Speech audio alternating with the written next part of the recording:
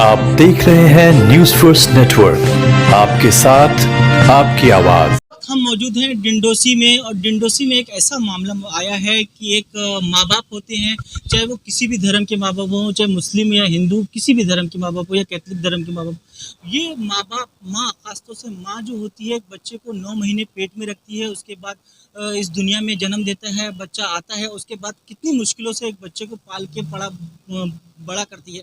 पालन पोषण करने के बाद वही बच्चे अगर इन पे दुख पहुंचाएं, इनको दुखी करें, इनको मारें, इनको पीटें, उनकी प्रॉपर्टी पे जो जो प्रॉपर्टी उन लोगों को दे दी गई है उस पर भी वापस इनकी प्रॉपर्टी छीन के और उनको बेघर करें। इस तरीके से एक मामला है हमारे पास। वो लेडी मौजूद है जो सीनियर सिटीजन हैं, उनके पैर भी में भी तकलीफ़ है और बहुत बुरी हालत में है, बहुत दुखी हैं। हमसे उनसे उन्होंने संपर्क किया, हमने उनकी बात पे आए और उनसे बात करने के लिए आए।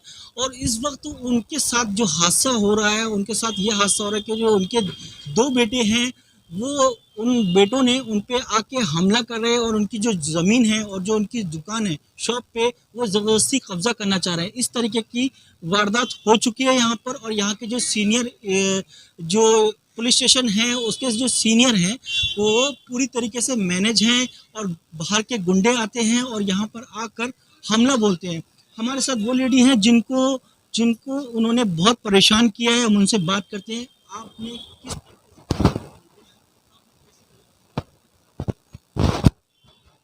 पहला राकेश यरमाने लड़का है, विनोद यरमाने वो भी लड़का है। वो प्रॉपर्टी के लिए, दुकान के लिए गुंडा लोग को लेके आता है, दुकान लेके आता है और दुकान तोड़ता है। और समाधान पावर इंस्पेक्टर है, इधर ही गाड़ी लेके खड़ा है, पर आया नहीं वो लोग को। हाँ, आया नहीं, सब तोड़ फोड़ किया।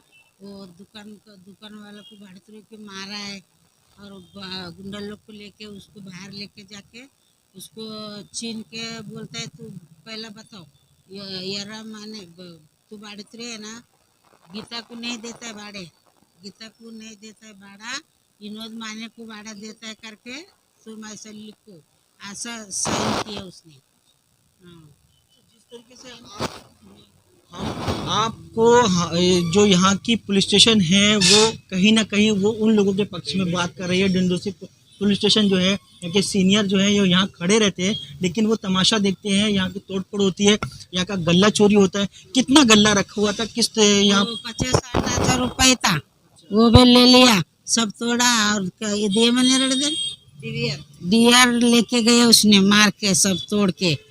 हाँ, कोई पुलिस आया नहीं। फिर हम लोग पुलिस स्टेशन गया था, समाधान पावर ना कम से कम 8-9 घंटे हम लोग को बिताया। वो कंप्लेंट लेता ही नहीं हम लोग का। आपका कंप्लेंट नहीं लेता है। तो क्या लगता है कहीं ना कहीं यहाँ की जो डिंडोसी पुलिस स्टेशन है वो मैनेज है पूरी तरीके से? हाँ, उसने पैसा लिया होगा ना। हाँ, इंस्पेक्टर समाधान पावर ना विनोद से पैसे लिए 8 लाख। आपके वो जो दोनों लड़के हैं, हाँ, इतना जुल्म आपके ऊपर क्यों कर रहे बोलो तो पहला बाप बीमार गिरा था ना, उसी टाइम बाप को भी मारता था वो लोग, ये दुकान मेरे नाम पर करो, मेरे नाम पर करो। फिर वो बोला मैं तुम्हारा नाम पे करेंगे नहीं, मैं मरेंगे पर तुम लोग को करेंगे नहीं। मैं एक बात पूछना चाहता हूँ, कहीं ना कहीं आपको बुरा लगे तो आपके ही बच्चे हैं, आपकी खुद से दुख होता है तो बहुत दुख तकलीफ होता है। उसको 9 महीने अपन पेट में रखता है, संभलता है, बड़ा करता है, स्कूल पढ़ाया, चिल्ड्रन स्कूल बीकॉम पढ़े, उसको महिंद्रा ऑफिस में नौकरी लगा, साहेब है बड़ा। और ऑफिस में 6-7 गाड़ी लगाए ले, सोम गाड़ी रहता है ना, हाँ वो लगाए ले। आदमी लोग को बुटा के जाता है ना, महीना का पैसा लेता है वो भी।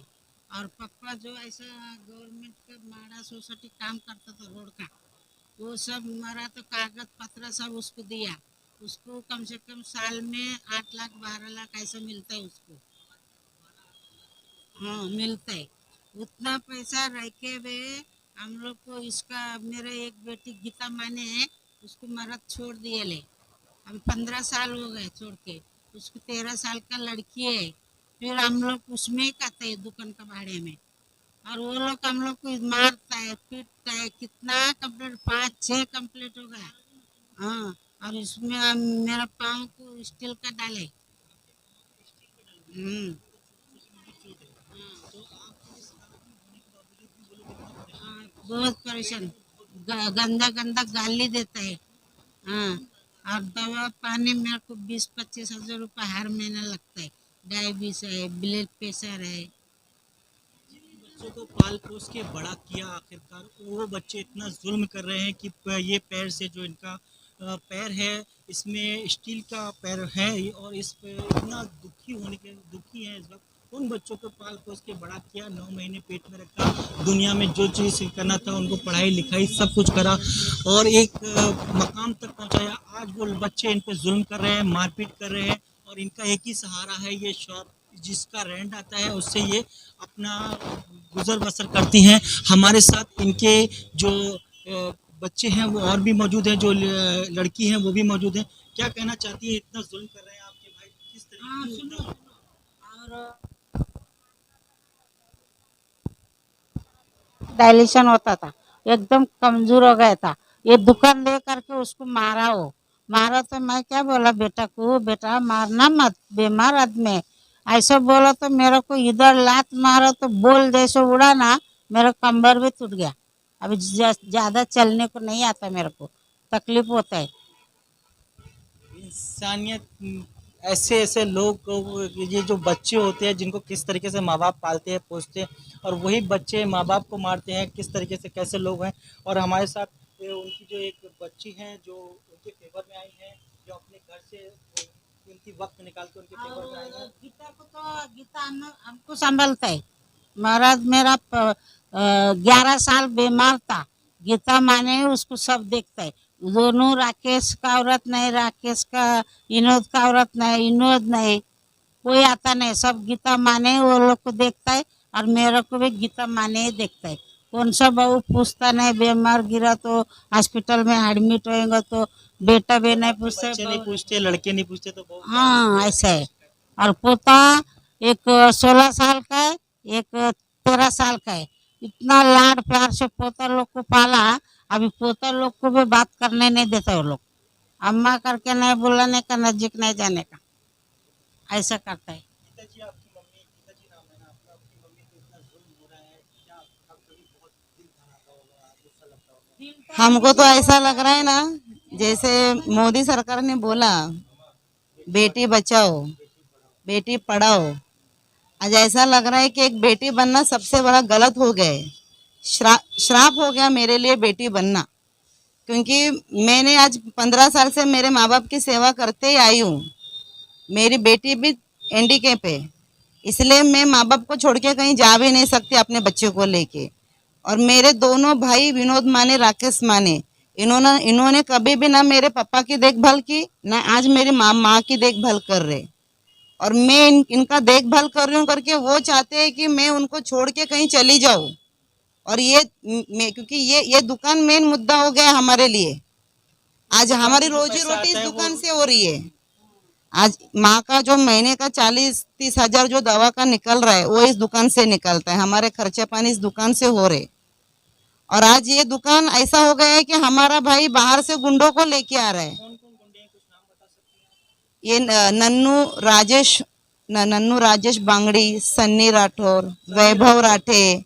हमने 1 महीना पहले ही हमको न्यूज़ मिला था बाहर से कि हमारे दुकान कब्जा होने वाला है, तोड़फोड़ होने वाला है। हम डीसीपी के ऑफिस में दिया था,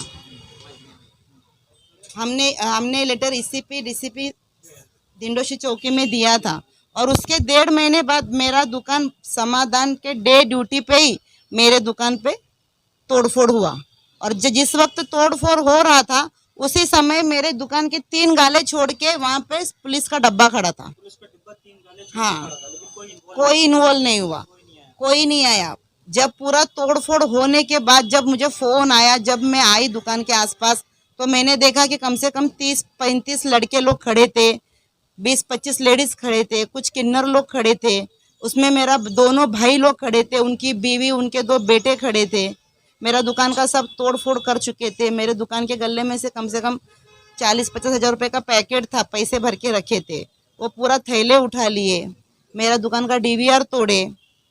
और जैसे मैंने उतना भीड़ देखा, वो भीड़ देख के मैं डर गई। मैं और मेरी माँ हम दोनों क्या कर सकते थे। वो भीड़ देख के मैं डर के मैं चौकी पे गई। चौकी पे जाने के जब मैंने समाधान पावर जैसे चौकी में गई, मैंने मेरे भाड़ोत्री को देखा तो मेरा भाड़ोत्री कन्नाराम चौधरी, ये और मेरा भाई और ये और 2 जन उनके साथ में कोई तो थे, वो मेरे भाड़ोत्री से कुछ तो लिखवा रहे थे, कुछ तो लिखवा के सही करवा रहे थे। तो इतने में मेरा जो एक मानेला भाई है एडवोकेट पवन यादव, इन्होंने उसको रोका कि कुछ सही करना नहीं, तुम किसी भी पेपर पर सही करना नहीं है तुमको, हम लोग आ गए हैं। मेरा भाड़ोत्री एकदम डर के रो रहा था। हाँ मारा था, उसको बहुत मारा था, बहुत मारा था, उसको बहुत मारा था। सब कोयते तलवार से मेरे दुकान के सब कांच भी सब फोड़ दिए गए थे। वो डर के मारे और रो रहा था, उससे किसी पेपर पे सही करवा रहे थे उन लोग। और फिर मैं जब चौकी में समाधान पावर से बात करने गई, तब तक मेरा भाड़ोत्री डर के मारे कहाँ चला गया पता नहीं। और वो इतना डरा हुआ था, उसको इतना टॉर्चर किया उन लोग ने क्योंकि वो उसको 6 महीना पहले इन्होंने दुकान पे से बस 12-13 जन लड़के लोग को लेके आके उसको धमकी दे के गाड़ी में बिठवा के इनर बिट के पीछे लेके गए और उससे एक एग्रीमेंट, स्टैम्प ड्यूटी एग्रीमेंट बनवा के सिग्नेचर लिया उससे। और आज मेरा भाड़ोत्री जब मेरे को दूसरे दिन ये सब बात बताया और उसने ये भी बोला कि जब लेके गए थे तब सन्नी राठौर, राजेश बांगड़ी और वैभव राठे ये सबका मैडम मेरे को बहुत डरा दिया, इसलिए मैंने सही सिग्नेचर करा दिया।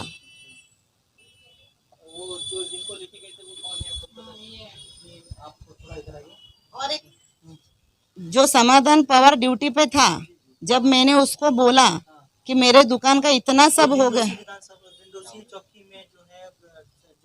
हाँ दिंडोशी चौकी में समाधान पावर सीनियर है, ये मेरे भाई से मिला हुआ है और इसने मेरे भाई से 8 लाख रुपए लेके ये काम बजाया मेरे दुकान का। 8 लाख रुपए लेके हाँ। यहाँ के जो सीनियर है समाधान पावर, हाँ मैं 8 लाख में मैनेज हुआ है वो। कामले कामले सीनियर है, कामले कामले जी सीनियर है, उनको पैसा दिया गया है कहीं ना कहीं 8 लाख रुपए। पूरा दिंडोशी चौकी इसमें इन्वॉल्व है। मैं तो बोलती हूँ पूरा दिंडोशी चौकी इसमें इन्वॉल्व है, क्योंकि मेरी सुनवाई ना कामले के पास हुई ना किसी के पास हुई। ये बुजुर्ग औरत को लेके मैं दोपहर को 2 बजे से रात के 9 बजे तक मैं खड़ी हूँ, फिर भी मेरा FRI नहीं ले रहे थे। सीनियर सिटीजन हैं और इस वक्त बहुत ज़्यादा उनको प्रॉब्लम है, उनके पास खाने तक को प्रॉब्लम है। जो उनके पास एक जो प्रॉपर्टी बची है वो ये प्रॉपर्टी बची है, उससे जो कुछ होता है उनका घर चलता है। और उसमें भी उनके दोनों बच्चे जो हैं, जो लड़के हैं, वो उन पर बहुत जुल्म कर रहे हैं, बहुत बुरी तरीके से। यहाँ के जो गुंडे हैं उन लोगों को ला के और यहाँ के पुलिस स्टेशन को पैसा देकर किस तरीके से यहाँ इनको तोड़ फोड़ करके और इनको निकालना चाह रहे हैं और इनको बेघर करना चाह रहे हैं और ये दुकान इनसे छीनना चाह रहे हैं। यहाँ बल्कि पुलिस को कोई हक नहीं बनता है मेरे दुकान को ताला मार के चाबी 2 दिन उनके कस्टडी में रखना। पुलिस ने, समाधान पावर ने मेरा दुकान को ताला मारा, मुझे बोला पंचनामा किया और मैंने जब बोला पंचनामा किया है तो चाबी दो मेरे हाथ में, तो बोले चाबी तुम्हारे हाथ में नहीं दे सकते, चाबी पुलिस कस्टडी के हाथ में रहेगा, कोर्ट से चाबी लेना पड़ेगा तुमको। मैं बोले अरे कोर्ट से चाबी लेने के लिए 85 से दुकान हमारे मम्मी पापा ने खड़ा किया था क्या? मेरा दुकान को तुम्हारा ताला मारने का अधिकार बनता नहीं है। तुम मेरे हाथ में चाबी दो, मगर उन्होंने चाबी मुझे 2 दिन तक दिया नहीं और 2 दिन के बाद रात के 2:30 बजे मुझे चाबी देने के लिए बुलाया गया। आज ये इस महिला का देखभाल कैसे करूंगी मैं? हमारा रोजी रोटी, इनका दवा दारू सब इसी दुकान से बनता है।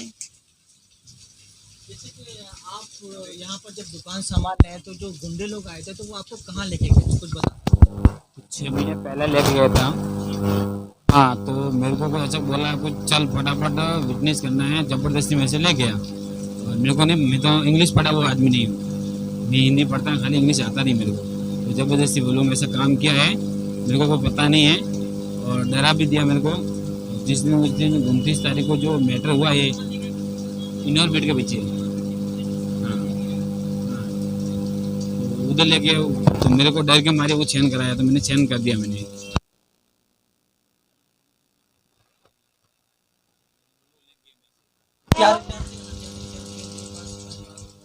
हाँ हथियार थे ना, हाँ तो मैं डर गया था, धमकी दिया था मैंने, फिर साइन किया उनसे मैं, हाँ जान बचाने के लिए मैं साइन किया मैंने। तो फिर उस दिन को मगजमारी हुआ इधर 29 तारीख को, तोड़ फोड़ किया उस दिन, मेरे को बहुत मारा मेरे को, और मेरे हाँ बहुत मारा मेरे को। मोबाइल वोबाइल DVR सब हमारा छीन के लगे। कैच भी पड़ा था, लड़के लोग बोले कैच पड़ा था 50-60 हज़ार रुपया, वो भी गायब हो गया। बहुत मारा मारी किया, काउंट सब तोड़ दिया। जब इधर इतना मार्केट में इतना हंगामा होता है तो पुलिस की कुछ सुविधा नहीं है क्या? में कुछ बदमाश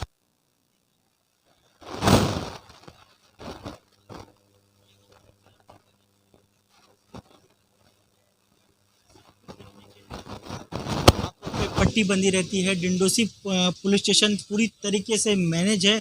जिस तरीके से सुना जा रहा है कि 8 या 10 लाख रुपए सीनियर से लेके नीचे तक पहुंच चुके हैं, इसलिए सबके आंख नाक सब बंद है। यही वजह है कि एक दिन दहाड़े चंद बदमाश लोग आते हैं और आने के बाद एक सीनियर सिटीजन पर जुल्म करते हैं। उसके बाद यहाँ के जो वो हैं जो दुकान चला रहे हैं उनको उठा के ले जाते हैं। आखिरकार इसका जवाबदार कौन होगा? मैं डिंडोसी पुलिस स्टेशन से भी ये सवाल पूछना चाहता हूँ कि वो आखिरकार कितने रुपए लेकर इस माँ के आंसुओं की कीमत लगाई है। उन्होंने 8-10 लाख रुपए, इस माँ की आंसू की कीमत 8-10 लाख रुपए नहीं है, पूरी दुनिया की। अगर पूरी दुनिया भी एक तरफ हो जाए और एक माँ के आंसू की कीमत नहीं अदा कर सकती, वो माँ जिसने 9 महीने पेट में रखा, जो दुनिया में लेके आई और दुनिया की मुश्किलों का सामना करना पड़ा। जब एक माँ बच्चे को जन्म देती है तो उस वक्त ज़िंदगी और मौत के बीच में उस माँ का दूसरा जन्म कहा जाता है। जब एक बच्चे को जन्म दे दिया जाता है, वो बच्चे आज इतना जुल्म कर रहे हैं, इतना सख्त हो चुके हैं, पत्थर दिल हो चुके हैं कि एक वो माँ जिसके पैर से लाचार होने के बावजूद उसका कोई सहारा नहीं है। उसके हस्बैंड बहुत पहले इस दुनिया से चले गए हैं, वो उसका सहारा छीनने के लिए तैयार है। आखिरकार मैं स्थानीय लोगों से भी मैं अपील करना चाहता हूँ कि इस में इनका साथ दें। ये कि महिला हैं, इनका साथ दें और इनके इस यहाँ के जो डिंडोसी पुलिस स्टेशन है, हम उनके सीनियर से भी बात करेंगे कि आखिरकार उनको कितना पैसा मिला है। मैं काशिफ जदी, कैमरामैन इरफान के साथ, आप देख रहे हैं न्यूज़ फर्स्ट।